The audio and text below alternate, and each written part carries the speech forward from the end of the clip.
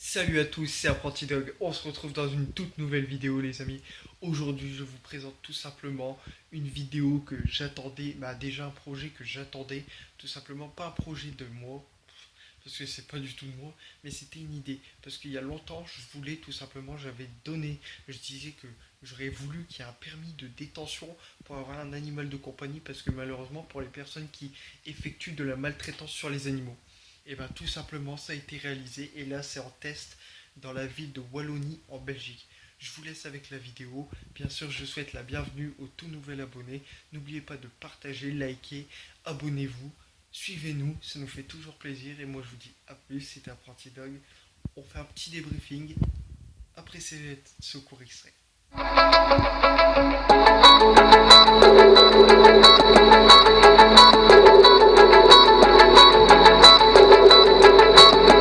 Le permis de détention, c'est un outil simple et efficace.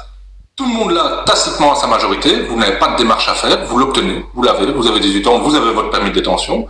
Par contre, son intérêt, c'est qu'on peut vous le retirer, et ce, de façon relativement facile, puisqu'il ne faut pas une décision judiciaire. L'administration elle-même, un fonctionnaire, peut décider de vous retirer votre permis de détention.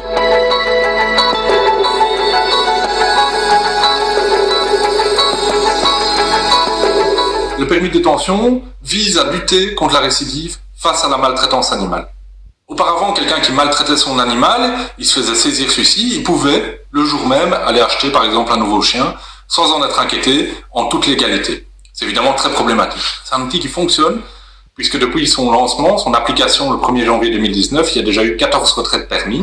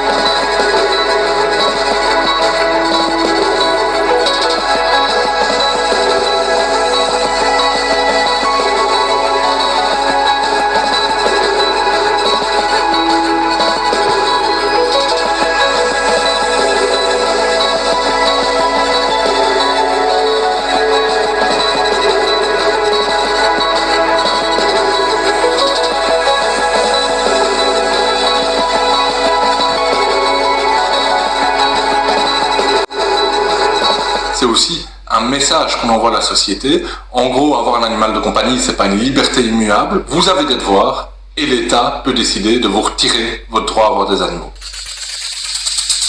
Alors, vous avez vu? Et bien tout simplement, ça va démolir. Moi, j'espère que ça va être mis en place.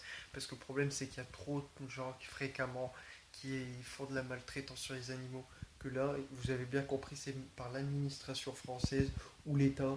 À 18 ans, vous n'avez pas un permis de conduire ou quoi, vous l'aurez automatiquement. Mais si on vous attrape à faire de la maltraitance, pour ne pas que vous récidiviez, et ben on vous le retire. L'administration vous le retire. Et là, vous dites, ouais, mais comment vont pouvoir savoir?